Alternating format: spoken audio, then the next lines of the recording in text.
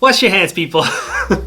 A lot of you guys have been asking me about what's going on here in Italy with the coronavirus. My area is not exactly in the red zone, the infected zone, but we're kind of on the edge of it, and we're probably going to be included in the red zone starting next week. So yay! The red zone is basically an area that was defined by the government where we can't really travel around. We have to kind of try to stay home as much as possible, reduce human contact as much as possible. The reason why is not so much because the virus is crazy deadly or anything. In fact, if you're a healthy younger person and you get the virus, you're probably going to be fine. It's just going to be a heavier flu. But the real problem is that the medical infrastructures are overloaded. If too many people get sick at the same time, and this thing is highly contagious, if too many of us get sick at the same time, they don't have the infrastructures to heal everybody, which means that they have to send some people home, which means that they have to make a decision on who gets healed and who doesn't, which is not a fun decision to make. So yeah, long story short, we're on lockdown, which basically means that we're strongly advised to just stay home, avoid human contact, all of that. So what better time than this to get into some cool sound design? Let's do it. EdTalenti on the beat.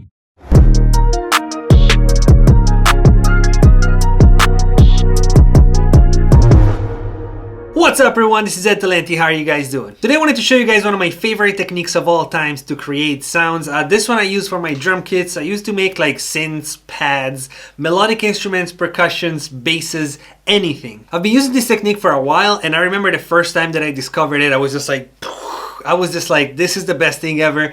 Opens up so many possibilities. It just gives me so much control over my sounds. I love it. And the best part about it is that it's super fast, it's super easy, anybody can do it, it takes no time at all, and you can get some really unique results. For the purpose of the video, to show you guys that you can do this technique without any expensive microphones or special equipment, we're gonna record sounds straight into my phone, into the voice memo app, and we're basically gonna turn them into VSTs, playable instruments. So let's open up the voice memo app, and we're literally gonna record some random sounds. Ooh.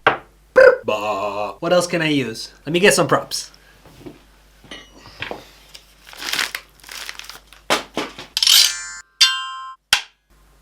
Alright, that's more than enough sounds, but you can literally use anything that you have around. It doesn't matter. In fact, it gets cooler and cooler when you try to experiment with different weird textures, weird materials. You can get some really unique results. I'm just gonna send the recordings to the computer and we're gonna get to work. Ooh.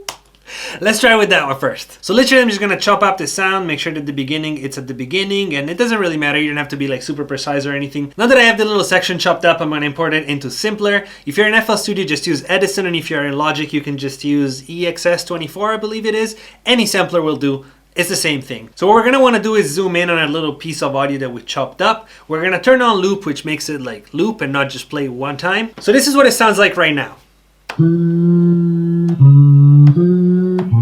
Pretty terrible. Depending on which sound you recorded is gonna sound more terrible or less terrible, but this is not what we're trying to do. What we actually want to do is create a new sound starting from this one, and the way we do it is by chopping up a little tiny sliver and making it loop a bunch of times, really fast. So we're gonna drag the beginning of the clip to somewhere random right here in the middle, and we're gonna do the same thing with the end of it, but we're gonna put it really close. We're actually gonna zoom in a little bit more.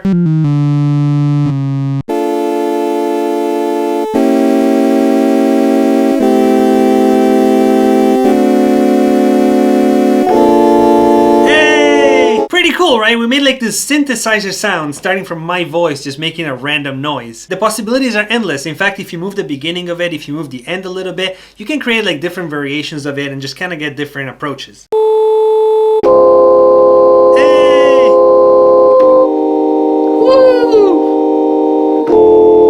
Yeah, that one's super dope too, and I just dragged it a little bit around at random really until I found something that works. Now this is just a starting point, then you can obviously EQ it, put some reverb on it, do whatever you want to it, process the sound even further, but you have a starting point, a sound generator that you made from nothing. Let's do one more, why not? We're on lockdown anyway, we have nothing better to do. For this one I'm gonna pick one of the more percussive sounds that we recorded earlier, so you can see that you can do the same exact thing even without having a long note sound. It can be anything. Let's get one of these. So just like before, I'm just gonna chop up that little piece. I'm gonna put it into Simpler, zoom it in, make sure that the beginning is actually at the beginning, and just start dragging the end back until it turns into a single sound. Hey! Just like that, we have this distorted heavy 808 from just me hitting something with a stick. That's so hard. That's just like straight up a distorted 808, and we did it in like 2 seconds. So from this point, what I usually do to just kind of like finalize the sound is I turn it into audio. I record like a couple notes, turn it into audio, and now I have a one shot, like a single sound that I can manipulate however I want to. All right, that was a quick one. These are a lot of fun to make. I really like making these like shorter videos because I can give you guys some value, some techniques, some ideas, stuff to think about without having to make like a whole 10-minute long video. You guys don't have to commit to anything too long. It's just like a little quick thing, a quick idea that you can apply right away. So yeah, hopefully you liked it. If you enjoyed the video, please don't forget the subscribe button and notification bell. The YouTube analytics are telling me that only about 50% of the people that watch the videos are actually subscribed. So if you haven't subscribed yet, please click that button. It means a lot. Thank you so much. Also, if you have a question you want to ask privately, you just want to say hi, whatever it is, Instagram is the best place to do it. Just shoot me a DM, and as soon as I can, I'll respond to you. All right, I guess this is it for today. Thank you guys so much for watching the video all the way through. I'll see you next time, and as always, be positive, and positive things will happen.